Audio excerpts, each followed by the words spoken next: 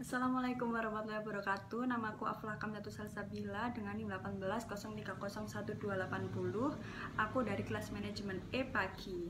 Oke teman-teman, di video kali ini aku mau membahas tentang salah satu materi dari salah satu mata kuliah, yaitu teori pengambilan keputusan yang ada di bab 8 dari buku pengambilan keputusan manajerial oleh Rahmadi Agustriyono, yaitu mengenai pengambilan keputusan intuitif. Jadi sekarang langsung aja kita masuk ke materi pengambilan keputusan intuitif. Apa sih pengambilan keputusan intuitif itu? Jadi menurut Kamus Besar Bahasa Indonesia, intuitif sendiri ini bersifat intuisi berdasarkan bisikan atau gerakan hati. Nah, biasanya intuisi ini muncul karena adanya pengalaman, informasi, atau pengetahuan. Jadi, dapat disimpulkan bahwa ketika seseorang memiliki banyak pengalaman, banyak pengetahuan, berwawasan luas, itu berarti mereka memiliki intuisi yang kuat.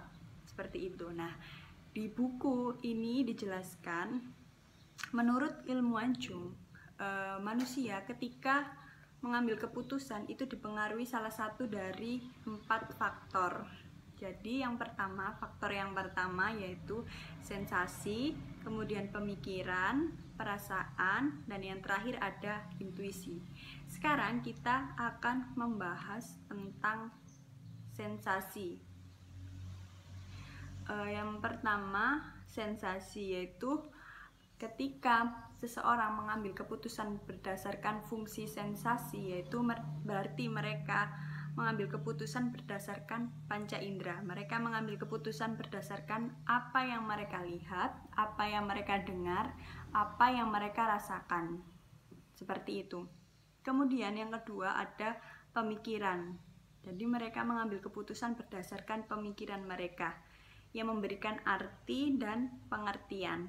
Jadi mereka bisa mengambil keputusan tersebut.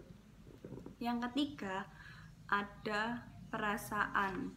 Jadi seseorang mengambil keputusan berdasarkan perasaan atau feeling mereka yang memberikan penilaian dan keputusan untuk memecahkan sebuah masalah, untuk mengambil sebuah keputusan tersebut, teman-teman. Dan yang terakhir di sini ada intuisi. Ini yang paling menarik, intuisi. Jadi intuisi ini diatur oleh sistem bawah sadar. Intuisi biasanya juga berasal dari pengalaman, seperti yang sudah dijelaskan di awal tadi, berdasarkan dari pengalaman, informasi yang tanpa disadari itu sudah tersimpan di alam bawah sadar mereka. Nah, jadi ketika intuisi ini muncul, maka keputusan itu adalah keputusan dari alam bawah sadar mereka tanpa mereka sadari, sehingga intuisi ini muncul tanpa harus berpikir secara matang. Jadi tiba-tiba ide itu, keputusan itu muncul begitu saja. Jadi di sini dapat disimpulkan bahwa intuisi ini merupakan kemampuan memahami sesuatu tanpa melalui penalaran, dan itu berasal dari pengalaman. Seperti contohnya, ada seorang investor yang harus memutuskan apakah dia harus menanam saham di sebuah perusahaan X misalnya. Apakah perusahaan X akan menguntungkan dalam jangka panjang ketika dia menanam saham di perusahaan tersebut. Nah, karena dia seorang penanam saham, sebelumnya dia juga pasti sudah pernah menanam saham di perusahaan-perusahaan lain sebelumnya. Nah, di situ dia sudah mendapatkan informasi, dia sudah berpengalaman.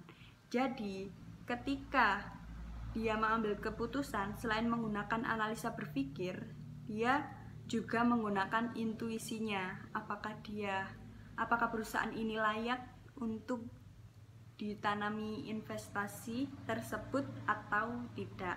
Seperti itu. Kemudian hubungan dengan superego.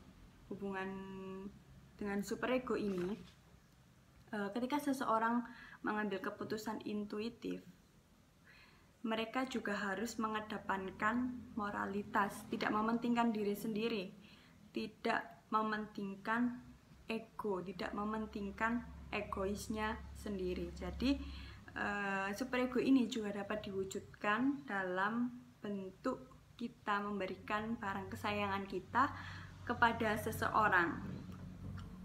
Seperti contohnya saya akan memberikan barang kesayangan saya kepada seseorang. Ini adalah jam tangan kesayangan saya. Ini jam tangan kesayangan saya dari saya SMA sekitar 4 atau 3 tahun yang lalu. Jadi saya akan memberikan barang kesayangan saya kepada teman saya karena dia juga penggemar jam tangan. Semoga dia suka dan bisa merawatnya dengan baik. Ini buat kamu. Serius? Buat aku? Iya, buat Makasih. kamu. Semoga kamu bisa merawatnya dengan baik ya. Pasti aku akan menjaganya, akan merawat jam tangan ini dengan baik. Makasih ya. Iya, sama-sama.